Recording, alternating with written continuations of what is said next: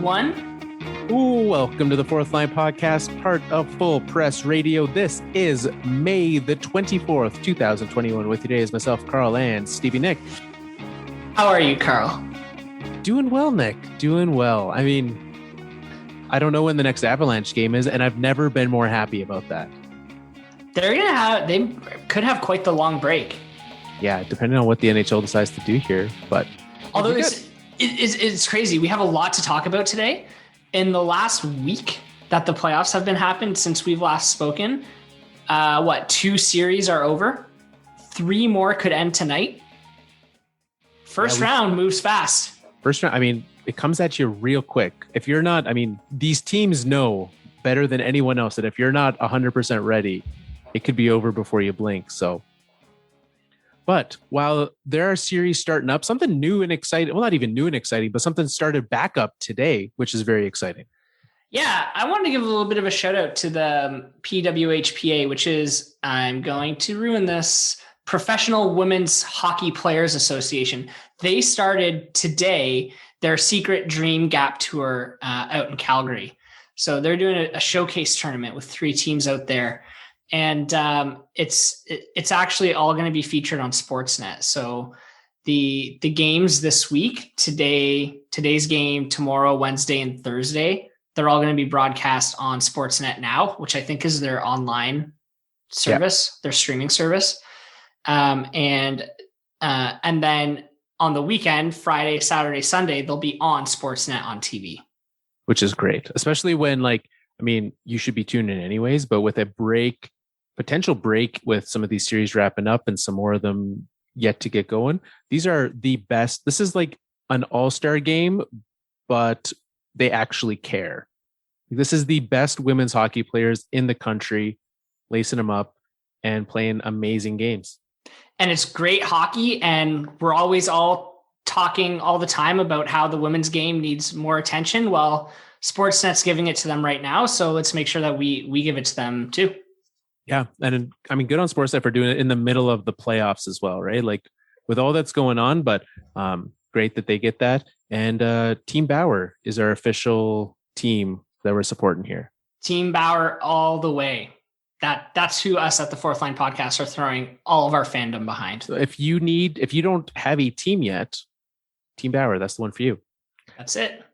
Well, let's get to it. We've got 8 ton, like Nick said, we have a ton to get to because we've had 8 series going. This time next week, we'll have less. Maybe we'll be able to preview some series as 3 of them might wrap up tonight. So what we're going to do is we're going to start with those divisions this week that had series wrap up. So we're going to start out west. We're going to move to the east, and then we'll look at the north and the central afterwards in the second half of the show. Let's start. We're not waiting the entire show like last week, Nick. Just getting right into it. The Colorado Avalanche with what might be the only sweep of the first round of the playoffs. And a pretty dominant sweep at that. Like, they scored 4 goals or more in every single game.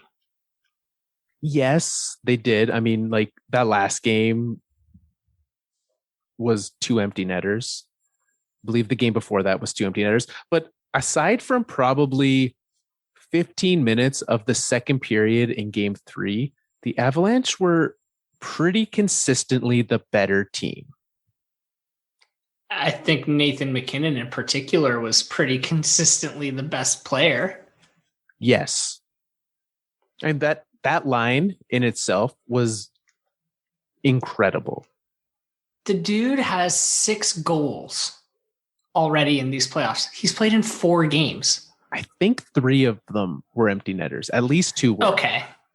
Well, so let's pump the brakes a little bit. But still, a goal per game through the playoffs is unreal. I mean, it's twice as many goals as anyone else in the league right now. Yeah. And he's played less games than most teams. That's pretty good. Tell me about the goaltending. Because Colorado, that was always my concern for you. Philip Grubauer continued to pick up where he was playing in the regular season. He missed some time with COVID protocol. And then I was worried, like, how would he be coming back? How much did that time impact him? Did he have it? Did he not? What was he dealing with there? And he has looked incredible. what I've really appreciated about him is just how steady he's been. There have been very few flashy saves for him, but he has done the job. His positioning has just been unreal. He finds himself in the right spot almost all the time and just very steady, very consistent. And I have full trust in him and couldn't be happier. That's great. Was this the outcome of the series that you expected going into it? I mean, I expected a win. I expected that top line to perform. I was expecting the Blues to put up a little bit better fight than what we saw from them. I thought maybe they'd be able to pull out a game. Like I kind of expected like 5. But they did not have it at all. There was really no one. Like Tarasenko did fairly well. I think that the game 3 he had 2 goals in, but like O'Reilly was non-existent. Yeah, Jordan Binnington played well, but he just could not, with what he was facing, could not manage to stop all those shots from. I mean, power play, even strength. It was not easy. With the kind of firepower that the Avalanche have, especially on their power play and their top 2 lines, you can't rely on your goalie to pull you out of this one. I think you need support from your defense, and I don't think St. Louis's defense is strong enough to hold the Colorado forwards back. No, and they did lose Alex Pietrangelo in the offseason. Yep. And Torrey Krug came in and he's a fine replacement, but like watching Pietrangelo in Vegas and then watching Krug in St. Louis, there's a significant drop off from those two. It is not as small as I would have given it credit for. Yeah. Between those two particularly, it's a big difference. But it's interesting because this Blues team isn't that drastically different from that team that won the Cup a couple of years ago. No, they're not, right? And outside of Pietrangelo. Yep. It leaves me wondering what is going on there, because they had an iffy season. They finished strong. I'm with you. I expected a little more from them in this first round, but I'm not surprised based on the way their season went that they ended up being swept. Yeah, and I think like that season when they won the Stanley Cup they weren't good the first half of that year. They were incredible the second half of that year.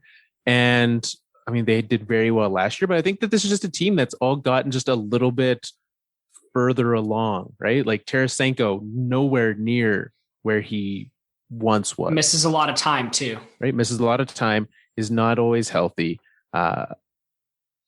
Who is it?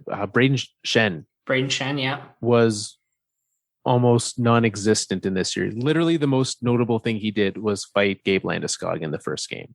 Yep. And that then like a minute later, the Avalanche scored. So maybe don't do that.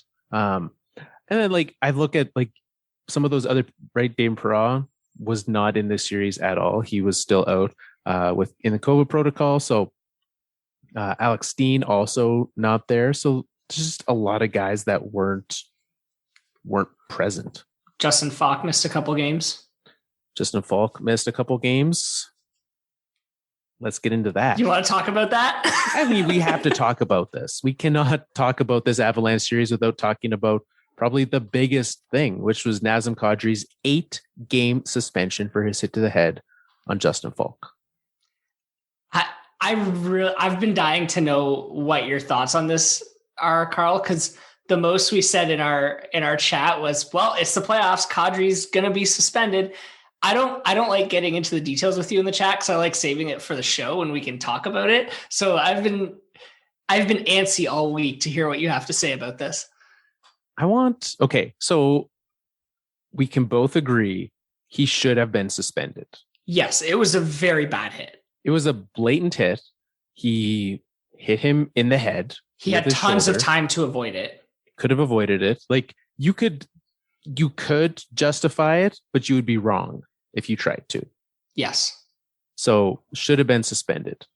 Now, and this is what I find interesting was the repeat offender versus repeat offender. So Nazem Kadri has been suspended. This is his 6th suspension, the first since he was a member of the Toronto Maple Leafs, which I didn't realize he had 5 suspensions as a Leaf. Yeah, but weren't 2 of those in the playoffs? At least 2 of them were in the playoffs. Yeah. Yeah. So we got Kadri getting suspended a bunch. And so part of their reasoning for it was the amount of times that he's been suspended. And I find it very difficult for me to sit here. And I mean, like, on the side of defending my team, this is what I would say. I would say that this is entirely inconsistent with what we've seen from the Department of Player Safety the rest of this season. We literally saw Tom Wilson get suspended or avoid getting suspended for a hit that probably should have been. And if anyone is going to be given, like, you've done this repeatedly, it's Tom Wilson, right? I would say, didn't he just get like a 20-game suspension last year or a 10-game suspension? Yeah, right. So if anyone's going to, I would lean towards him. But the Department of Player Safety was like, here's a $5,000 fine.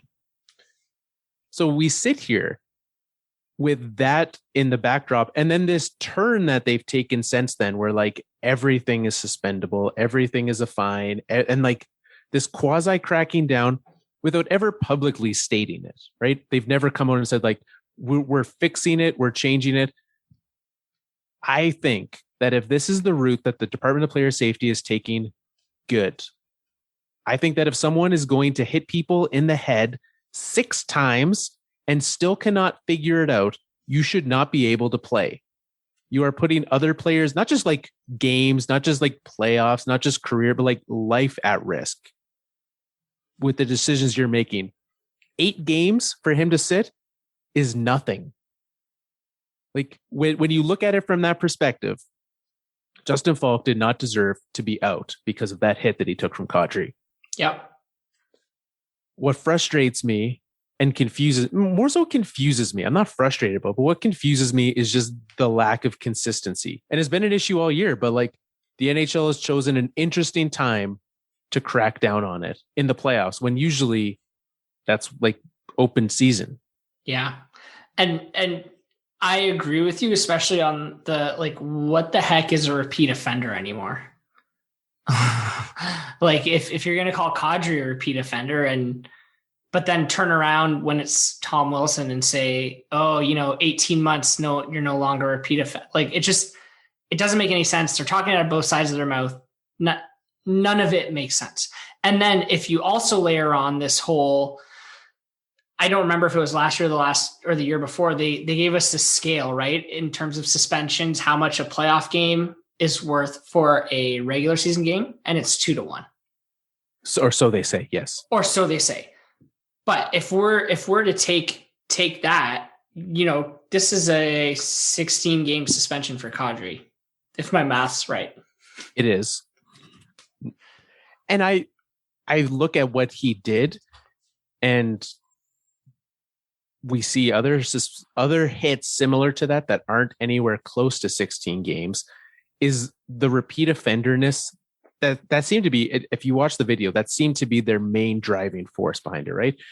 He hit him in the head. He shouldn't have. He's done this before. 8 games. Is that really that much that you're putting that big of a multiplier on it? Because I expected like 3 or 4. Given that playoff games count as double.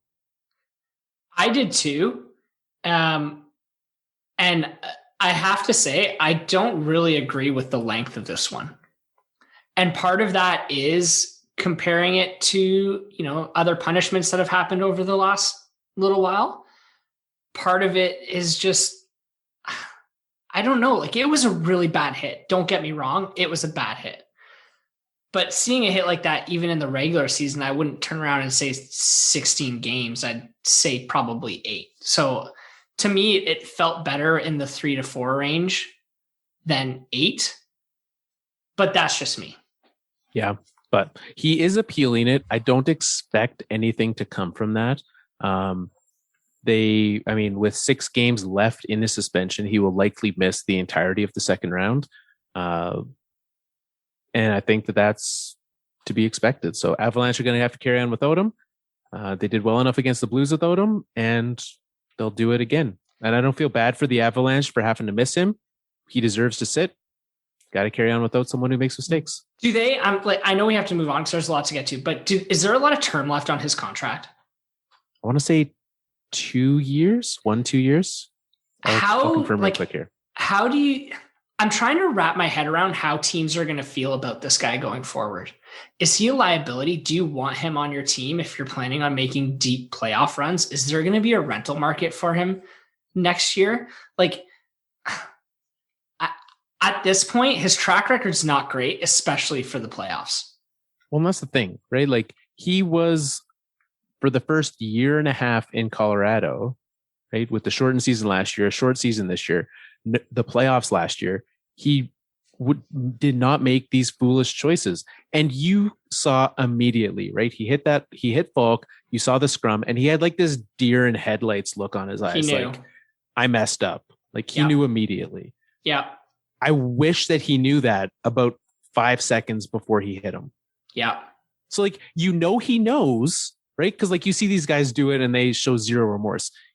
We saw him show it, but just in that exact moment, he doesn't. So at this point, I don't believe that until he shows me, and I thought we'd seen this in Colorado. I thought we had. I thought he'd shown that he's smart, learned from this and grown, and then he shows this and he doesn't. So he has 1 year after this.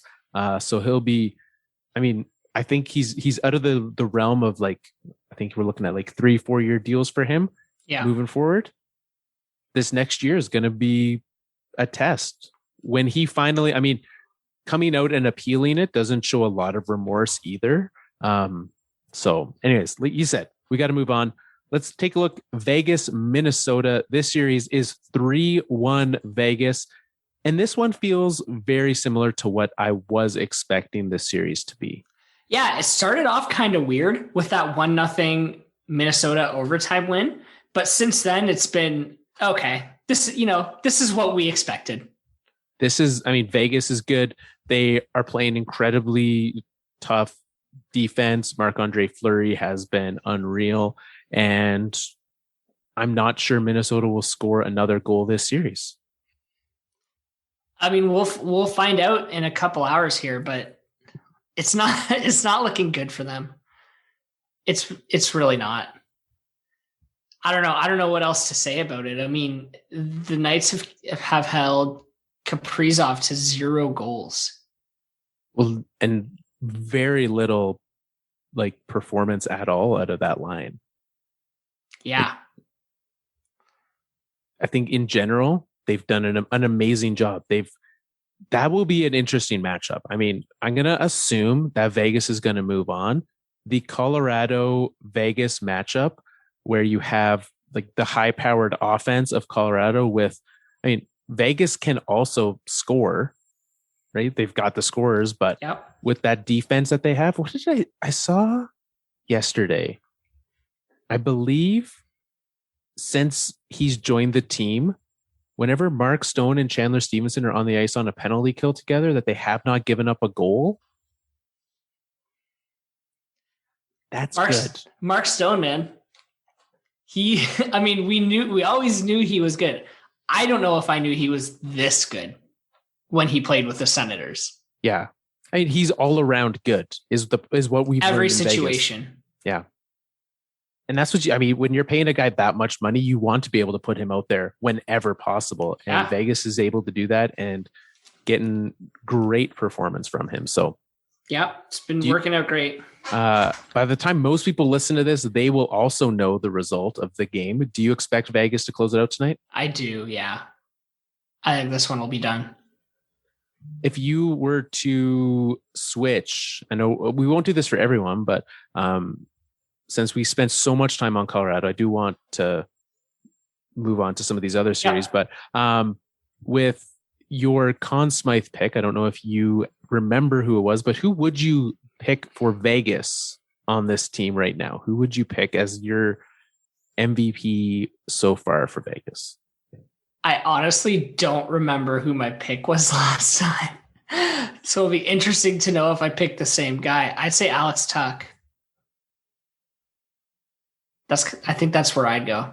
Yeah. He's tied for the lead in goals. He's just it feels like he came out of nowhere when this team made that run to the finals a few years ago. And I kind of thought it was a flash in the pan, and he's still here. Absolutely. And I believe he actually came via Minnesota, did he not? You might be right. I want to say, I'm going to say that. I'm going to check. You tell me you're right. It was Minnesota. There we go. I would probably go Fleury, just with what he's been able to do and holding them in there. Having a shutout, having the 1-0 game one, that's certainly not on him. So, that's who I'd be going. Has Fleury won the Conn Smythe before? I don't. Because he would have won like back when Crosby, like in Crosby's first Stanley Cups, right? Like 2009. Yeah. I don't think he won either. No, that doesn't sound right. Okay. We'll find out. Anyways, shall we move on? Let's move back out east. All right. Yeah. Boston, Washington. Boston moves on and eliminates the Washington Capitals. I was surprised by this one. I thought it was going to be much closer. I thought it was going to be much closer to a 7-game series than a 5. Yeah, I thought it would be maybe closer to a 5 than a 7. Probably sitting at a 6, but with what like Washington they didn't have it. And we'll get to this when we get to the Florida series as well. When you start 3 different goaltenders in a series, you're probably not going to win. It's not great. It shows that there's not a ton of confidence in any of them. And if, that's coming from the coaches, but that's also probably what the players are feeling too. And that would, I assume, make them a little jittery and nervous while they're out there. But man, that one, I think it was game 2, maybe it was game 3. That overtime goal that Boston scored off that terrible miscommunication between the goalie and the defenseman. Yeah. Like that play alone probably lost him the net. Yeah. I mean, absolutely. When you have those guys, and Samsonov should have been in that net from the beginning, right? If it hadn't been for COVID protocol, he would have been in there, and then they don't have to deal with that. And in all honesty, if that's the case, then they would have a much better chance, right? You don't have, they won game 1, but then Anderson comes out in game 2. If you just had Samsonov rolling from the regular season into this, I think it's a very different situation. Yeah, I totally agree. You're right. They did win game 1. It was an overtime. Like, it just never felt like they had control of the series. They were always chasing it. Yeah, you're right. Even when they're down, even when they're up 1-0, it still felt like they were chasing. It really did. So I don't know. Boston was my pick to win this series. I really didn't expect Washington to be so deflated right out of the gate. Yeah. And Kuznetsov he actually came out this week and said that when he was out, he had COVID a second time. And, wow. He was not the same Kuznetsov we're used to seeing, whether that's him frustrated with the team, him frustrated with just like all the things that have happened health-wise. There's a lot of reasons that contribute to that, but he was invisible. Which you can't have from a guy like Kuznetsov. No, you can't have that.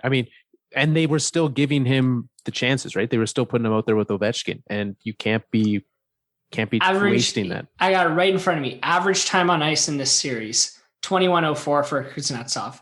He had 8 shots and was a -1. The rest of his stats line is zeros. And he played, you said 21 minutes a game? On average. Yeah. 8 shots in 5 games, and you played 21 minutes a game. Yeah. That's embarrassing. And then just zeros across the board. Like, it's not great. No, it's not great at all. So my dad did text me halfway through the series, and he was like, what is your guy Yzerman doing? Why would he trade Anthony Mantha? He did. I mean, he was Ovechkin was a bright spot. Mantha was a big bright spot. And I'm like, because they still have term on him, right? Like they have like 3 or 4 years on him. I'd be very happy if I was Washington with that pickup. He looked good. He looks refreshed and rejuvenated and re-energized. He needed the change. It's clear. Absolutely. I didn't text all that to my dad though. The biggest question, I mean, you also save those for when you do your podcast with your dad. Exactly. Those conversations don't happen over text with Nick. He saves them for the show. Exactly. Technically is a question mark. Ovechkin does not have a contract next year. Is he back in Washington? Yeah, he'll be back. What do you expect that contract to look like? I think he'll start doing the 1 year at a time. 1 year, probably not a huge cap hit. I think at this point, he's just going to see how close to that goal record he can get. Yeah. And Washington's a good spot for him to get it. Yeah, 100%. And I think he's going to want to control his career from now on. I think that he wants to go back and play in Russia a little bit before he retires. So the 1 year contracts, give him the flexibility to walk away kind of whenever he wants. Yeah, absolutely. It also gives him the chance to, he's a guy who has not slowed down, and I think he can retire and play in Russia until he's old. 100%. So, but that brings another question up against this team. Is their window closed? Is this the end of it? It feels like, you have TJ Oshie is 34 years old. Not getting any better, right? You've got defense core that isn't getting any younger or any better anytime soon. Like, a lot of this team is locked up. Literally, Chara and Ovechkin are the only free agents next year. So, like, unless they're making more trades, like the Mantha deal, they're not getting better. This is who they are. And I don't expect them to take another step next year. Sure, maybe Samsonov continues to improve. Maybe Vanacek gets better, but I'm not expecting any big changes. Yeah, it'll be interesting to see what happens with the divisions next year, because I think that'll make a huge difference with where they finish. But they definitely strike me as a kind of, squeeze into the playoffs at the bottom half of the standings and first round exit for the next couple of years. Yeah, I'm with you there. All right. The other matchup in this division, the Pittsburgh Penguins and New York Islanders, that is also has a matchup tonight. And you're already wide-eyed about it. So this series is also way closer than I thought it would be. But this series is also on at the exact same time as other games I want to watch, so I haven't watched a lot of this one. Was there a line brawl? Was Sidney Crosby involved in a line brawl?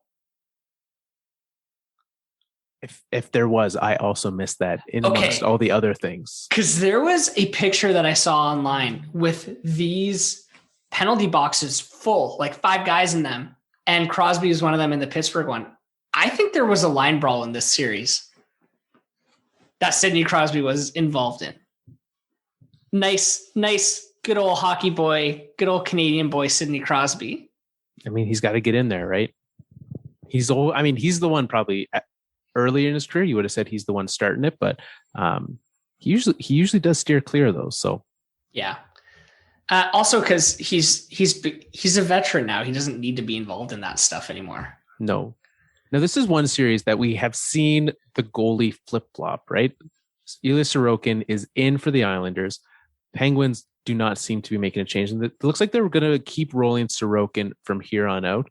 But like you said, it is now tied at 2 best of 3 the rest of the way. And honestly, it could go either way. It really could. And these scores are not at all what I expected them to be. There's a lot more goals scored in the series than I thought. And I have to say, I've not really been impressed with Tristan Jarry. Jerry. No, I haven't been either. I think a lot of the goals he's let in are pretty soft, which kind of has me still leaning Islanders. Yeah, and I think like when I look at like watching these games, right? Getting Malkin back for the Penguins has been huge, right? He already has a goal tonight. So being able to get like that really good second line going for them has been a big help. Whereas the Islanders, like their top line hasn't, like Barzal, I believe, has been held scoreless thus far. For the Islanders, Barzal has 0 goals. He does have 3 assists. Yeah. So like I look at them and I say they have more potential to yet reach. Like when I'm looking at that line, and you cannot keep him down, right? Like he will continue to find a way. Incredibly bright, and I think with what he's able to produce, I expect him to be the difference maker in the second half of this series. Yeah, you're 100% right. The Islanders have been getting a lot of offensive contributions from the middle/bottom half of their roster. Which is what, I mean, that's kind of what they've been known for these last number of years, and it's what you need in a series like this with the way it's gone. Yep. But that we'll see. Tonight will be telling. Tomorrow, the day after tomorrow, will be telling to see how these guys come out. I still have the Islanders winning this one, just maybe in 6 or 7. I mean, right now they are looking at the score halfway through the game. They are down. That also means nothing because of what you said, right? Because of the Jarry factor, not entirely comfortable. And the Islanders and Sorokin, I have had very few issues with their goaltending. Yeah, I totally agree. All right. Well, Nick, we're halfway through these divisions. Let's take a break right here. We'll be back on the other side looking at the rest of the playoffs. Enjoy the commercials.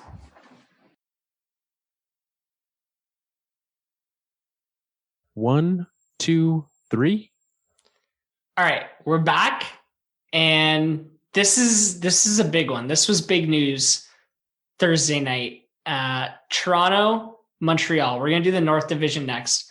We're gonna start in Toronto, which is where this series began. Very late into the first round on Thursday night, Game 1. 8 minutes into the game, collision happens in the neutral zone. John Tavares gets kind of hip checked, and then Corey Perry at full speed doesn't have time to break his stride. His knee collides with Tavares' head, and Tavares is out. And I don't mean just out of the game. He's like out cold. I know that like if you were on social media at all that night, you saw the word scary used a lot. And I've seen many disgusting or gross injuries in sports, but the way that he reacted after that hit was the scariest thing I have probably ever seen in the field of play. My stomach was in knots after seeing it. I mean, like in real time, it happens and you're kind of like, oh, that looked like it hurt. And then once there's no fans in the arena, so it was dead quiet, and they had the camera on him, and it just, my first thought was, man, his wife's at home watching this. Yeah. And then my second thought was, he's still kind of young and has a career ahead of him. Yeah, and it was certainly, my mind went to long-term thoughts for him. Yeah. It was very scary. Completely accidental. Like we can talk about this if you want. I think that you agree with me. Like there was nothing malicious about that collision. I'm fairly certain the only person who thought that was intentional was Nick Foligno. And even he didn't. Like even he said, like, I know you didn't mean to, but I need to fight you, which was idiotic. I hate that that's where we're at in hockey. Yes. And I want to put a pin in that because I want to talk about that in a minute here. So they I don't know how long the play was stopped for. It felt like forever, and they had to get him on a stretcher. He was completely out of it.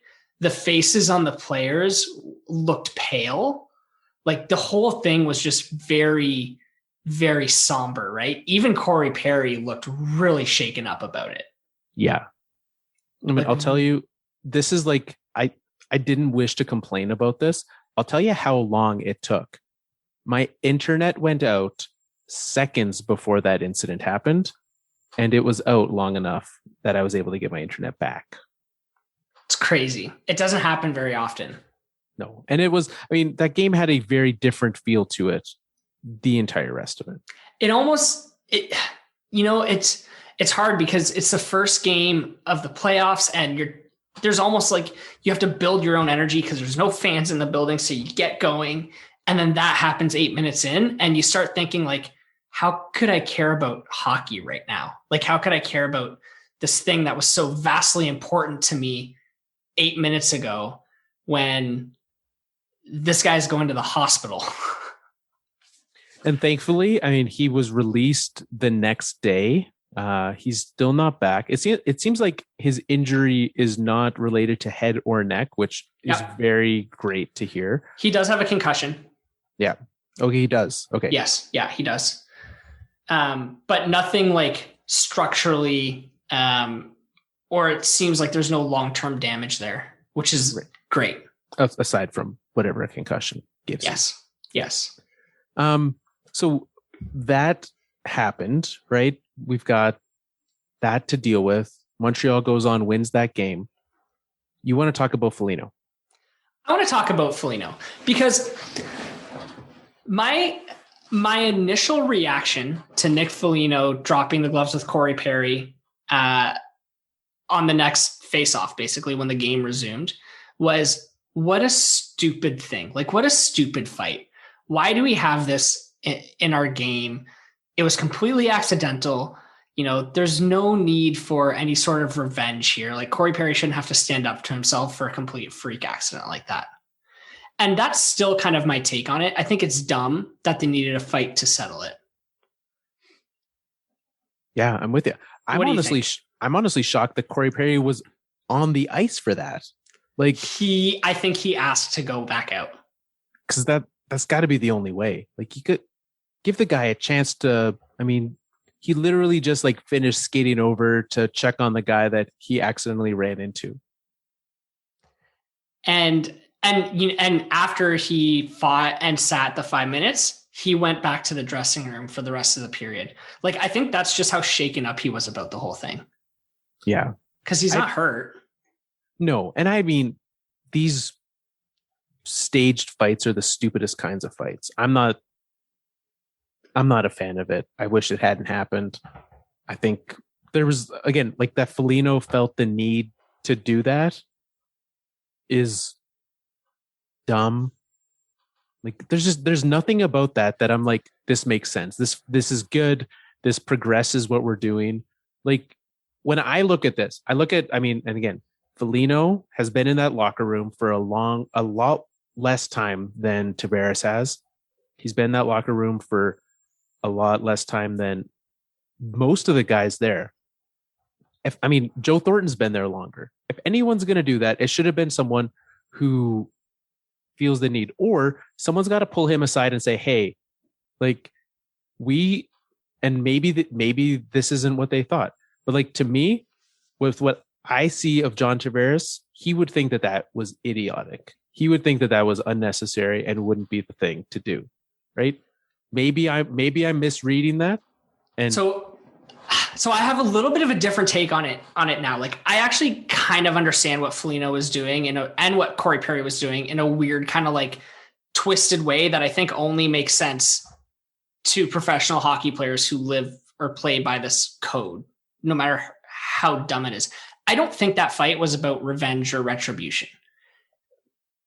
Like, I think what happened, and I've kind of been able to piece some of this together through the quotes and stuff. It sounds like Nick Foligno went to him and he said, like, look, man, our captain was just bleeding on the ice. You did it. I know it wasn't malicious. Let's just drop the gloves and have a fight here. And then we can put it behind us. You don't have to worry about any of our guys coming after you. We can hit the reset button for both of our teams right now, put this behind us, and we can carry on playing the rest of this game, which is like the entire game, basically.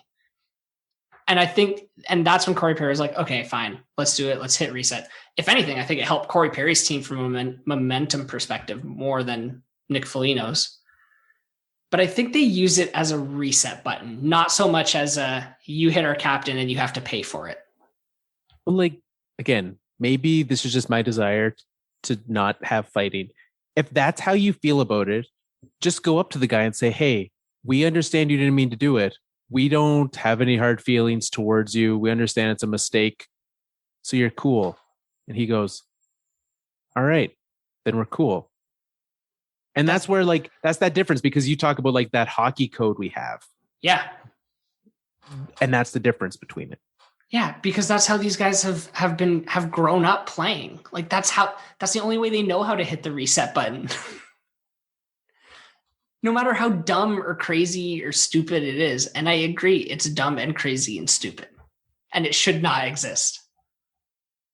And yet here we are. And you know what? It wasn't much of a fight. Neither of them looked like they were trying very hard. No, it was I've used the word embarrassing a number of times. It was an embarrassing fight. It absolutely was. But they used it to put the incident behind them. And then Montreal went out and won in like other silly ways. Yes. Like by scoring shorthanded goals from their knees. Well, and then Toronto came out in game 2, regrouped, rallied, and were honestly the team that I expected them to be in this series. That is exactly you're right. What we expected to see of Toronto. That's how game 1 should have gone. Yeah. And I mean, game 3 is looking somewhat similar right now.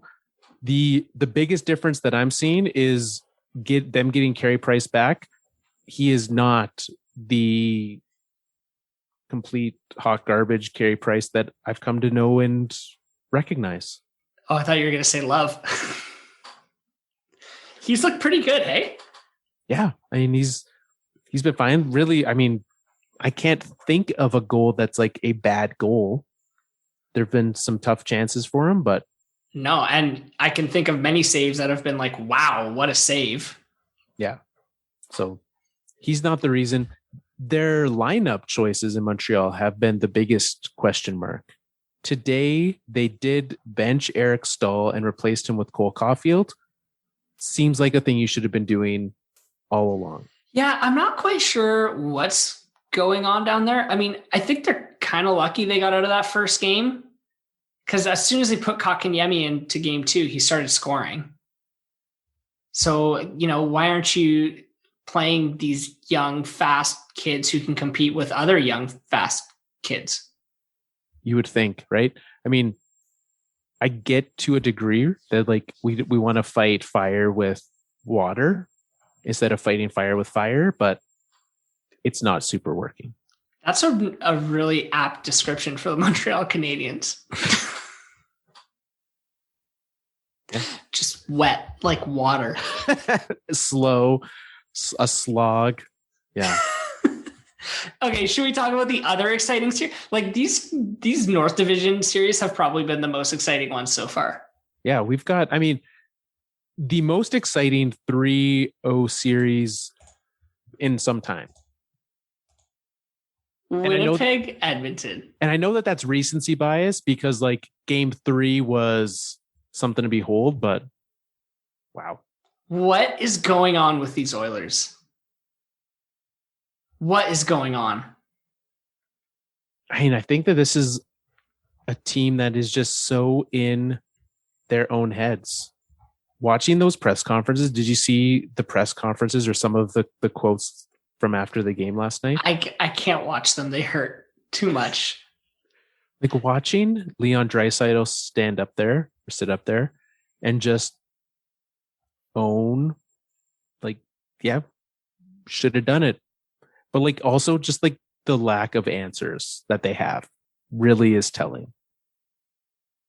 It's scary for them because this is supposed to be who they are. I don't know what more you can do, add to this team to make them better. Like their goaltending, sure, they could use a better goalie, but Mike Smith has not been awful. I think in that collapse, there was a lot of pieces to blame, him being one of them. Sure. That guy, watching that guy play, man, I forget every time I watch, he gives me a heart attack every time he plays, how much he plays outside of his net. It's a problem. And the broadcasters love that he does it. And there's at least like a goal a week or at least to play a game that goes poorly because he's out of his net. I understand why they like it because it's exciting. There's a lot that can happen, but I couldn't do it. I couldn't be a fan of that. It's too stressful. I mean, and just to say that's like, they haven't, because he did the same thing in Calgary. He's doing the same thing in Edmonton. He hasn't changed. And for coaching staff to think that that's the best approach for him to be out there handling the puck, being that third defender. He does it in like overtime too. Like after you just gave up 3 goals in 5 minutes and the lead. Like maybe just play a little cautious. Just a little. Maybe just work on your positioning. Maybe make sure that you're where you're supposed to be. And, granted, that's not it's not like the overtime goal was because Mike Smith played out of his net. He just always seems like he's such a huge risk taker. Yeah. Well, and I mean, we've talked repeatedly getting into these playoffs of like trust in your goalie, and you have to know like where are they going to be. And that does seem like an issue with all these teams, right? Like, is he going to play it? Is he not? And having to have that level of communication with your defense and have that understanding of like where the puck's going to go. We see instances where it's not where it should be, or it doesn't end up there, or there is miscommunication, and it just seems like it's more trouble than it's worth. Yeah, I totally agree. Now, we did a little bit of talking about how the Oilers are in their own heads and they're not playing to the level they should be, and it's all the Oilers' fault. But I think we should give a little bit of credit to the Jets, because they've kept Connor McDavid to 0 goals through 3 games. It's been impressive. I mean, for a team that we've made fun of the last few years for a lack of defense, like holistically, they're doing a very good job. Oh yeah. It's actually impressive. Now, while we're giving credit to the Jets, let's give credit to Connor Hellebuck first and foremost, because he's keeping them in this thing. In the battle of Connor and Connor versus Connor, 2 Connors is better than 1. I don't know if you clearly that's what we're seeing. Yes. That is what we're seeing. And I'm just looking at this. There was one instance this year where Connor McDavid, 2 instances this year where he was held to no goals in 3 games. Really? Who did he really play in that stretch? Did you? One was against Toronto. Another was against Ottawa, Calgary, Winnipeg. So it was a 3-game stretch against different teams. Okay. So it doesn't happen very often. So kudos to them for keeping him goalless. But with that being said, like with that line, I mean, I won't even say that line's been shut down because they did well yesterday, right? Like Draisaitl had 2 goals, and McDavid was easily a part of both of them.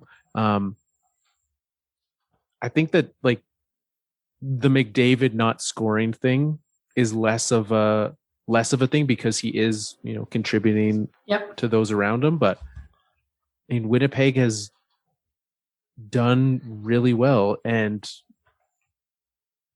do you think Edmonton wins 2 games?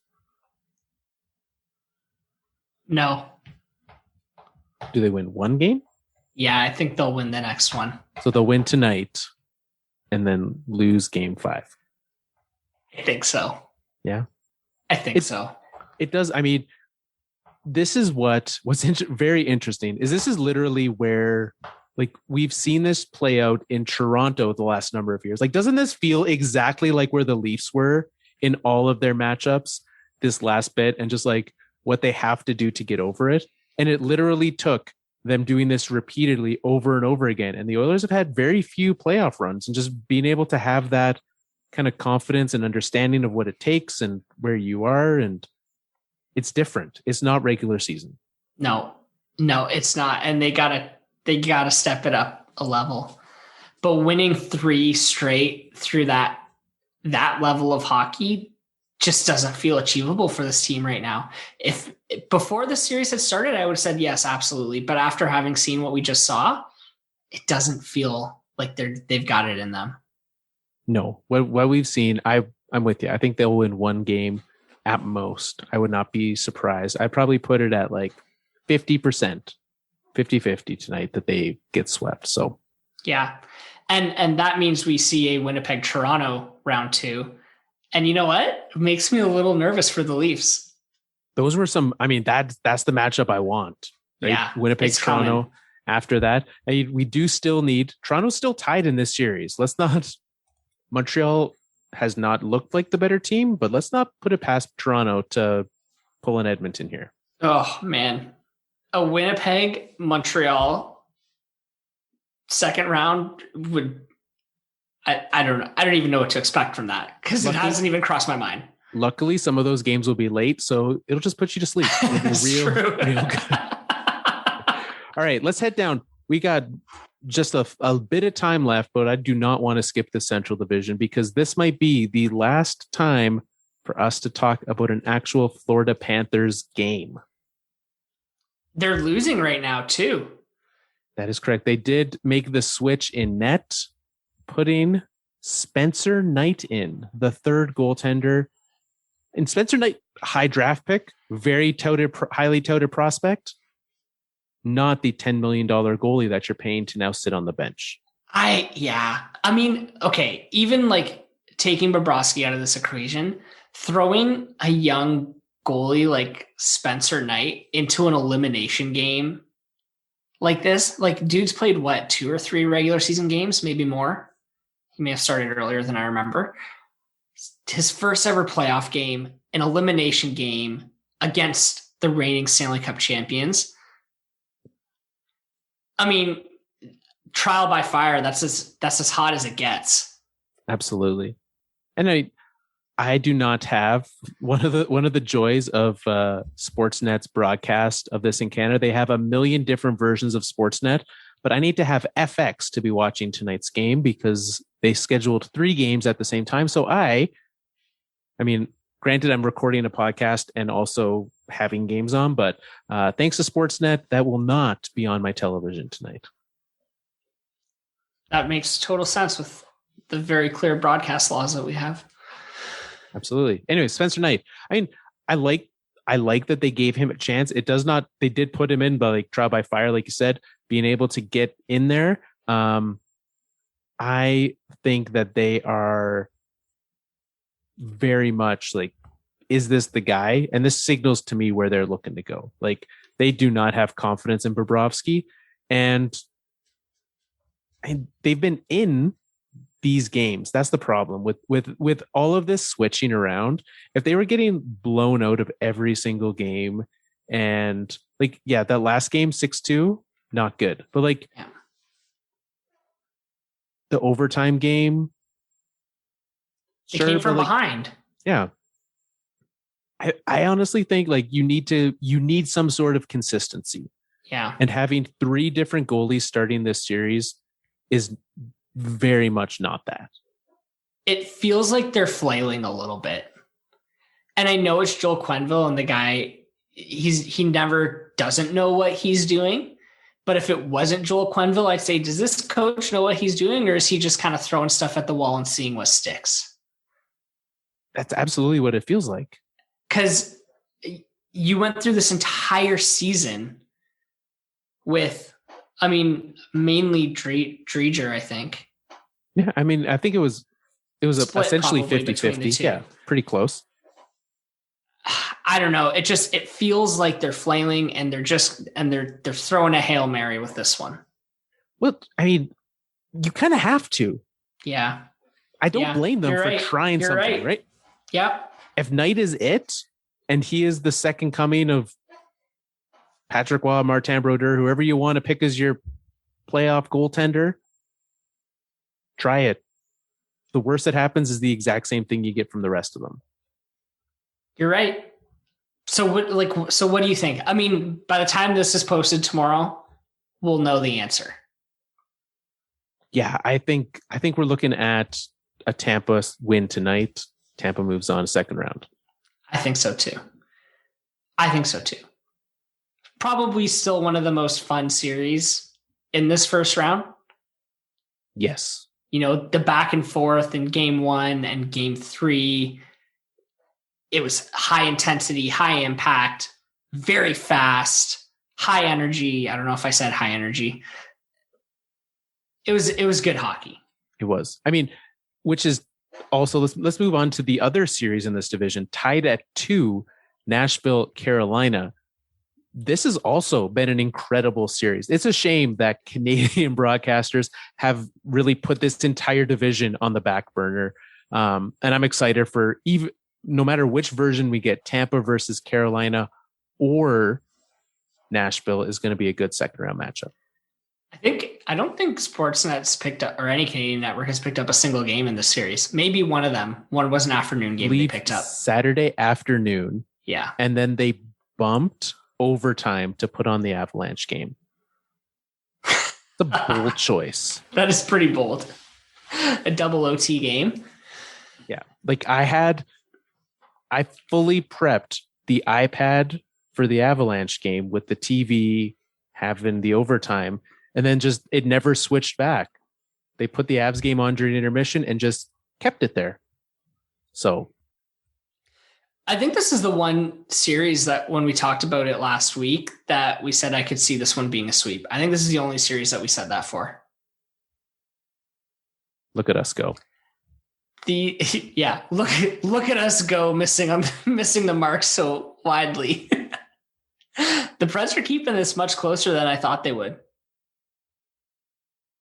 Yeah, absolutely. I mean, both of these overtime matchups or matches have been tight, obviously, right? Going to double overtime, it's close, but like with what they have been able to pull off, and we're seeing some guys who like aren't. I mean, Luke Cunnin. Yeah. What? Right? Like, so there's some guys that are coming out of nowhere, which is like kind classic of the playoffs and classic Nashville too. Yeah. So I'm surprised you haven't mentioned UC Saros yet. I wanted to bookend this show with some of my favorite things. I wanted to start with the Avalanche and then end with UC Saros because, one, have you seen that man's mustache? I have now, yeah. You sent it to me, so yes, I saw it. One of the things that is the most disappointing about goaltenders having to wear a full mask is that you do not get to see the amazing facial hair choices that they make. And he has a very high quality mustache. Yes. And has also been playing very high quality hockey. Yeah, I mean, I know you said those games have been close, and they have been, but Carolina's outshot Nashville pretty heavily, I think, in this series. And Saros has been the only goalie that's played for them. Yeah. So they're, we're talking about having confidence in your goalies. They can have it in Saros. Yeah. I mean, and he wasn't, I mean, you saw the roller coaster that I experienced with him this year, right? Of the ups and downs of my love of him.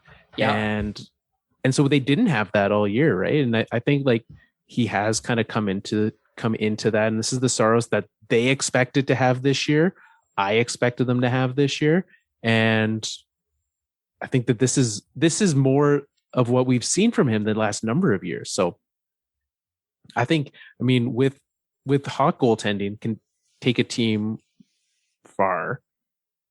But like you said, Nashville has been outplayed pretty consistently, even like through overtimes and through all those. I think like game 4, Carolina had over 60 shots.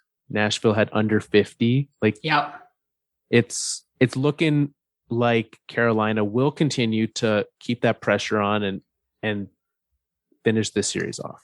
I still think Carolina's going to win this one. They're just, the way they play is too smothering. Like when you watch them chase the puck, I always get frustrated with my team, the Detroit Red Wings, for trying to make stretch passes all the time because they're very bad at it. But Carolina hits those stretch passes every time. And when they do the dump and chase, they recover the puck every time. Like their forecheck is smothering. And I just think over the course of a 7-game series, they're going to win 4 of the games at least. Yeah. And I think, I would lean towards them winning this in 6. They've got game 5 is tomorrow. Yeah. Which is, with Colorado and Boston both finishing, it actually leads to like a nice schedule for tomorrow. We got 2 games. Unfortunately, they are at the exact same time, started a half hour apart. So we will be watching overtimes throughout. And then when Nashville, Carolina inevitably goes to overtime, we'll be able to enjoy that in the piece. Absolutely. The overtimes have been good this year, and they have been plenty. There've been a lot of them. I've been enjoying it. Any last thoughts on this round of the playoffs so far? It has been fast and furious, and it brings back my annual first round playoff anxiety in that I want to watch every game all the time, and I have to make choices. We do. Yeah, absolutely. Looking at, we see 2 series wrapped up. Like you said, 3 more could end tonight. With that, I guess 2 of them haven't even started yet. Tampa is winning right now. Vegas and Winnipeg could also move on. Those series, non-North Division series, will at the latest be wrapping up by Friday. By Saturday. Sunday, Monday would be when they would be wrapping up Game 7 of Winnipeg and Montreal, Toronto. So if those go that long, we could see second round pushed, but it looks like by this time next week, by the 31st, we will have the second round of the playoffs started. Awesome. So I can't wait to start our series previews after seeing who's got the edge in wins in the series. It makes it really easy for us when the West Coast, who knows when they're going to start? Because if Vegas wins tonight, them and Colorado are just going to sit. And we saw them get started with the first round before the regular season ended.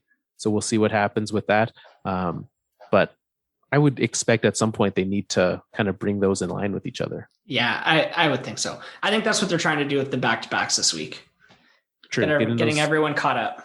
Get those North Divisions back to back and speed it up a little bit. Yep. Nonetheless, we will be back next week, which means next week on the show, as the second round starts, we will hand out a prize. We'll crown a winner in our high-low sticking, where you head to our Twitter at Fourth Line Podcast and pick the over-under in each game in the playoffs. Today's game, we kind of just are randomly picking a game of the day, whichever one is we think would be different, or we haven't picked one from that series yet. Having 2 games a day for some of these is going to help that. Maybe we'll play a double dose, see how we feel about it. Nonetheless, you can head on it over there. Tell us for each game if you want the over or under on the goal total, depending on the betting line. We'll hand you out an amazing prize next week from the store next door. Very excited to get those out to you. The amazing products that they have. You can find more about the show at thefourthlinepodcast.com. Head on over. If this is your first time listening, head on over to Spotify, Apple Podcasts, Google Podcasts, wherever you listen to podcasts, we are there for you. And if there somehow isn't, just let us know. If you enjoy the show, thank you so much to everyone who leaves a review. We will be back next week, like Nick said, talking about the second round. It's time for us to wrap up another Fourth Line show. I know what you're thinking. You don't want us to go. Sportsnet's a channel on the TV. And this week you can go watch women's hockey.